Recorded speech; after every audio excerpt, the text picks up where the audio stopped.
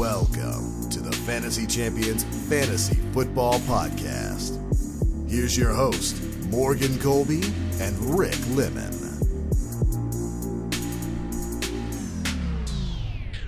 What's going on, Fantasy Champs?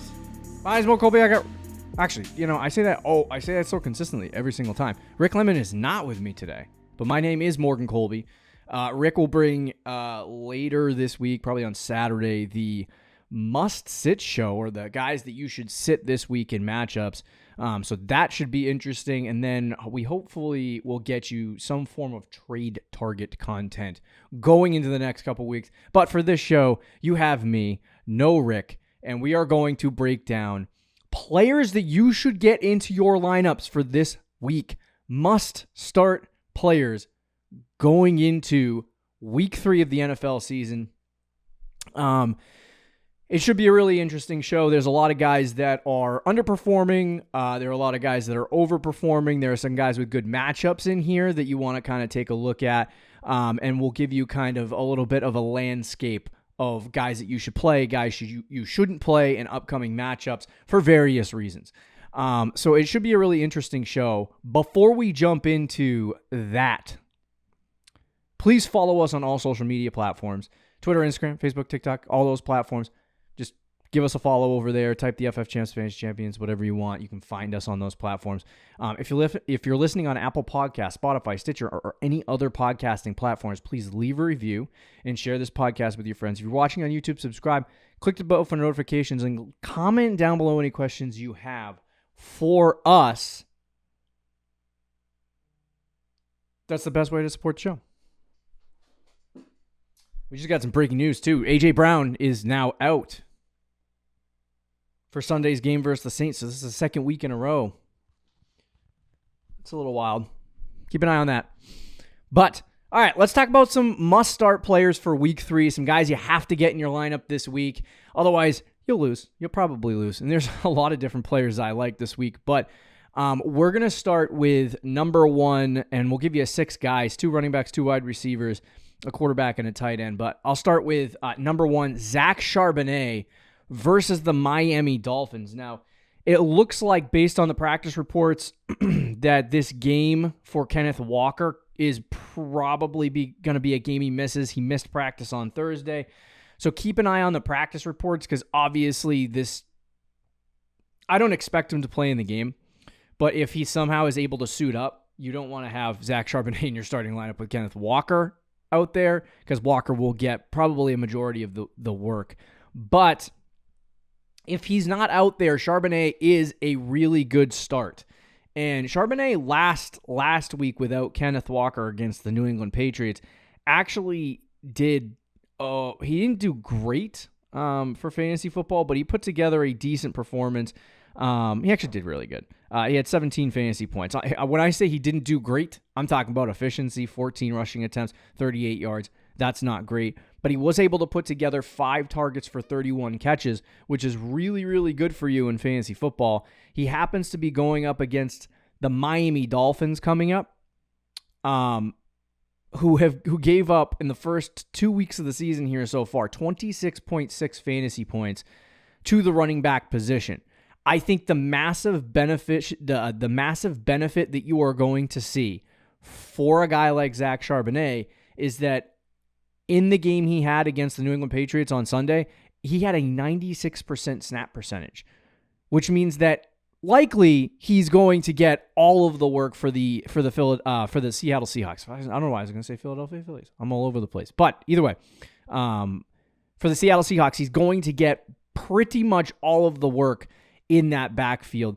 This should be a game that is a positive game script for Charbonnet, where he can get 20 carries. Maybe he catches 3 to 4 passes, and adds to his total. So I anticipate this being a really good game for him. I don't know if he's going to score 26 fantasy points in this game, but I think there's a good chance that he could put up anywhere in the vicinity of 15 to 20, maybe, if he's on the higher end. I'd love a 26-point game from him, but if you have the opportunity to start Zach Charbonnet, you should definitely get him in your starting lineup. When Kenneth Walker is on the field, like he gets a majority of the work. So I think the way this new system by Ryan Grubbs runs for Seattle is it's going to run through one running back. It's not going to be a plethora of running backs that you're going to see deployed like you have over the last couple of years with the Seattle Seahawks. It's going to be one guy taking most of the work. You have that with Charbonnet. If you picked him up off the waiver wire, you had him on your team as a handcuff to Kenneth Walker, you're going to slide him in your lineup this week. Great matchup against Miami. You'll get an explosive performance. Let's move on to the next guy we have here. His name is Zamir White. Now, this is a tougher one because Zamir is, I'm not going to stake my entire fantasy football career on this because this guy has been a little bit inconsistent to start the year, not really great performances, hasn't been really putting up the performances that you'd like to see, especially if you drafted him. Week 1, he had 38% snap percentage, got out-snapped by Alexander Madison. He did have 13 carries for 44 yards, and 2 catches for 2 yards, so just a horribly inefficient day, not a great performance for him in week 1. Then week 2, he comes out, and he gets 9 for 24 for 2.67 yards per carry and 3 catches for 14 yards. So he's been horribly inefficient in the first 2 weeks. The Chargers have been a tougher team to run the ball against, and Baltimore has been a very good run defense for the last couple years. But going up against Carolina, I think there should be some form of a bounce back here. And the major trend that I want really to be focused on in the first 2 weeks of the season is 63% snap percentage as opposed to 38% snap percentage in week 1. So he had 63% last week. He did increase in snap percentage. I think that to me means he's probably going to increase maybe slightly more, but they don't want to give Madison the ball. They want to give White the ball. And they're playing a Carolina defense that is just abysmal. Their best defensive player, I should say, or I was going to say on their front, but on the whole defense, is gone, is out. So it's going to be easier to run on a team like Carolina in this football game. They'll try to control the pace of the game, but they gave up 29.4 fantasy points per game. So I don't want to plant my flag on Zamir White like he's going to be this great player, but I do think that if you have him and you're looking for a flex play this week, I think White is a good play against Carolina because I think there's a good chance that he gets some production this week and maybe hopefully starts becoming a little bit more efficient. But I think he's a good match this week. I think you can get him in your starting lineup. And if he's not good this week, to me at this point, it's time to dump Zamir White off your roster because he's not very good. Number 3, Jameson Williams. Actually got this guy in a couple of my fantasy teams. I've been waiting for years in Dynasty for him to actually start coming onto the scene.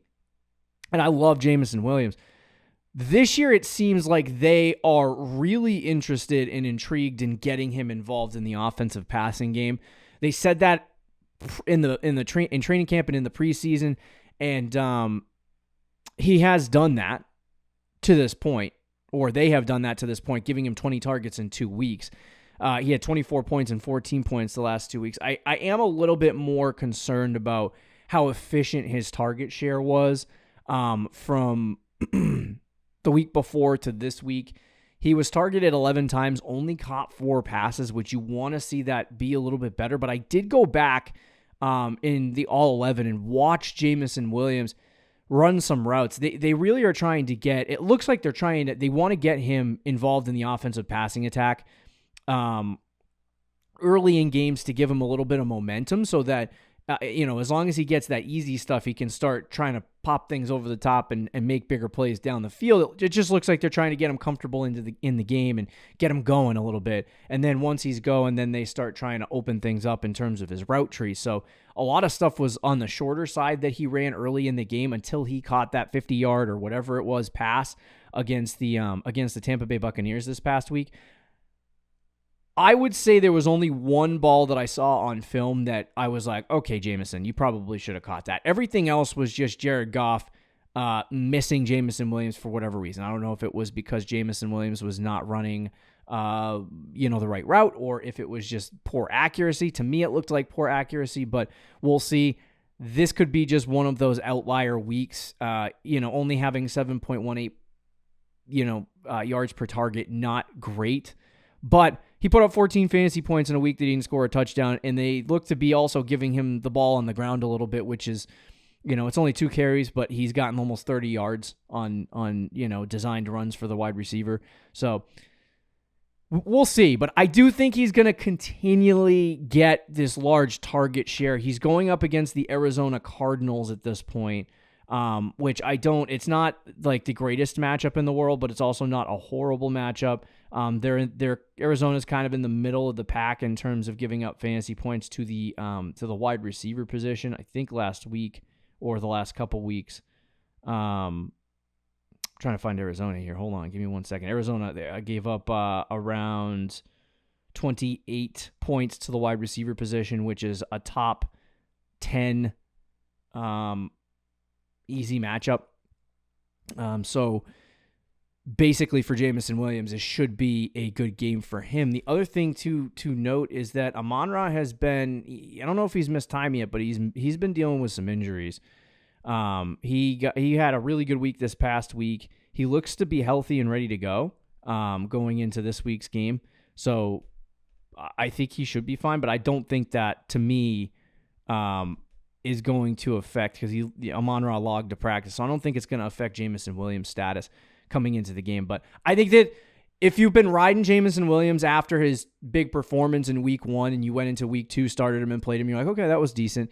I think you can continue starting him and anticipate some really good production. But we'll have to see at the end of the day when it comes to Jameson Williams over the course and the longevity of the season to see what his outlook is for his fantasy football career. But I like Jameson Williams going into this week against Arizona. All right, let's talk about the next guy, who's George Pickens. Now, Rick has George Pickens, so he would be all over this. And Pickens, you know what? To me, I don't think it's the matchup this week against the Chargers, because they have been a tougher matchup. What does it for me with George Pickens is the fact that he legitimately had 2 touchdown catches called back in the game this past Sunday. So he only had 4 targets, but he had like 2 or 3 plays that were called back and where there was some difficulty with the, with a play. And there was a holding call or whatever that kind of brought back the play, and you're like, oh, I had 2 touchdown catches for George Pickens and I missed out on it. In week 1, he had 7 targets, 6 catches, 85 yards. So he looked good in that game at 13 fantasy points, only 68% snap percentage. They raised his snap percentage in week 2 against Denver and only had 4 targets, 2 catches for 29 yards. He's going up against the Chargers this week. Like I said, they've been tougher against the wide receiver position. But the reason why I'm saying start George Pickens is that is legitimately because he had 13 fantasy points taken away. That's just 1 catch alone if he caught that touchdown. It's a 51-yard touchdown catch and then a 6-yard touchdown catch, both nullified by penalties. If he catches those, it's, like I said, it's 13, 14, it's more than 13 fantasy points that he gets from that. So he would have had a massive day, and it's seeming like he's starting to build some chemistry with Justin Fields. While this matchup isn't wonderful for him going up against the Chargers, I do think that there's going to be a breakout game here for George Pickens any game now where he just explodes. And you want to make sure he's in your lineup when that happens, and I think against the Chargers it could. Hopefully their stupid offensive line can actually hold up for 5 seconds and make it so that George Pickens can actually, or make it so that they don't hold and George Pickens can actually catch a touchdown here. But anyway, all right, there's your wide receivers. So far, we have running back Zach Charbonnet versus Miami, Zamir White versus Carolina, Jameson Williams at Arizona, and George Pickens versus the Los Angeles Chargers so far that you should get into your starting lineup. Here are the last 2 guys that I have for you on this show. 1, Baker Mayfield at the quarterback position versus the Denver Broncos. I ain't gonna lie, Baker's been cooking. I ain't gonna lie, Baker has been cooking. The last 2 weeks, 33, 20 fantasy points. He's going up against a Denver squad that kind of blows. The only concern I have is Denver getting blown out in this game so fast that Baker Mayfield doesn't have a chance to score fantasy points. But he only had 19 attempts last week for 12 completions, 185 yards, 1 touchdown, 1 interception. He did rush it 34 yards and a touchdown, which saved his fantasy day from Baker Mayfield. But I think going up against Denver, this is an easier week for him. This is a week where he can put together a decent fantasy performance. And if you're looking for a guy that, like, because likely this guy was on the waiver wire going into this week even, maybe you picked him up the week before, you don't have a quarterback play this week, or your quarterback is hurt or whatever, Baker Mayfield would be a good, I don't even know if he's going to be a streaming option if he has another really good week, but I think Baker Mayfield could be a really good play going into this week. Now, looking at the quarterback position and how many fantasy points were given up by the Denver Broncos the last couple weeks, they actually haven't been horrible, but it's only because of his game script that really has changed things for them, where teams just run the ball down their throat and try to kill clock. Average fantasy points a game in the first 2 weeks of the season has been 15 fantasy points. So I think this is a week where Baker can probably get you around 20 fantasy points, continue his hot stretch, and be decent for fantasy football. He does have Philly the week after, so I don't know if I would love him in that matchup, but I do think Baker Mayfield, good start this week against the Denver Broncos. And then for the sake of Rick here, because Rick's not here to do it, I will do the tight end start of the week, which is Dalton Kincaid versus the Jacksonville Jaguars. Now, Dalton Kincaid has been a little bit of an issue lately. And the reason why I say Dalton Kincaid has been a little bit of an issue lately is because he really hasn't scored any fantasy points. He hasn't been getting targeted in this offense. And I think the main thing that made me love Dalton Kincaid coming into this season, enough to draft him, and I think I ranked him in my top 4, top 5, what made him so interesting as a player, coming into this season was that Stephon Diggs left. They didn't really have a receiver to throw the ball to, and they have Josh Allen, who likes to throw it 35, 40 times a game. So when you talk about how much opportunity was left behind by Stephon Diggs, you thought maybe this guy Dalton Kincaid, who came in and was getting a whole ton of target share last season, could, maybe come into this year, get more target share, take away some of those vacated targets, and become a really good tight end in fantasy football. He has not been able to do that for the first 2 weeks of the season. In fact, he's only gotten 6 targets in 2 games, and his snap percentage last week was 42%, which is not encouraging. So things have not been good, and to be honest with you, tight end play has been all over the place. Just taking a look at fantasy numbers at the tight end position, just for this past week, I mean, the top finishers, George Kittle, who got hurt, Hunter Henry, most people probably didn't start him. Brock Bowers had a really good game, so people were probably starting him. Trey McBride, people were probably starting him. But Gesicki, Jonnu Smith, Luke Schoonmaker, those guys aren't starters. Just going through the Brenton Strange, Zach Ertz, and then Mark Andrews, I would say probably 4 out of the top 6 guys this week probably weren't even in starting lineups. And for the most part, with the rest of your fantasy league, with guys like Dalton Kincaid at 7.3, Kyle Pitts not having great weeks. So most guys that are just starting are not getting great performances. And the target shares have been weird. Likely this past week, Isaiah Likely had, I think, 2 to 4 targets. And the week before he had 12. So it's just all over the place in fantasy football for this.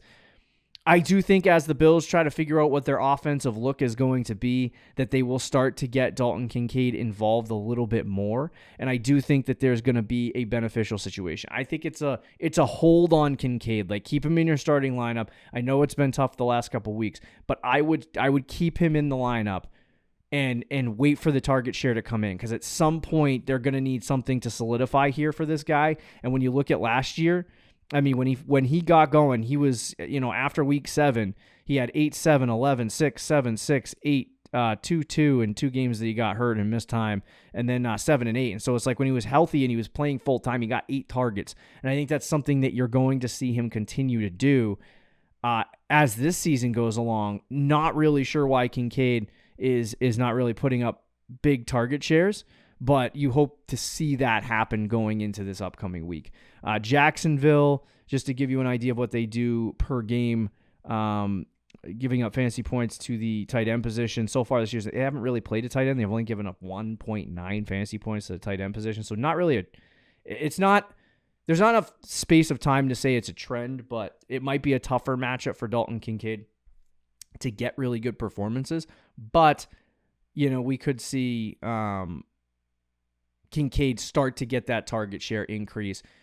And in a really good offense, if he's getting 8 targets, you're probably going to see him have a really good fantasy week. So hold out.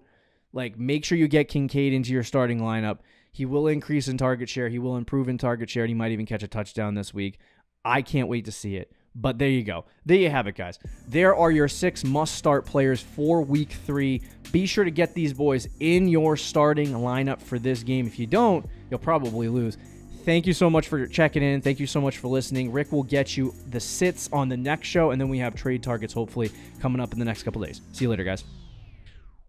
Thank you for listening to the Fantasy Champions Podcast. Make sure you subscribe on iTunes and YouTube, and follow us on Twitter @TheFFChamps.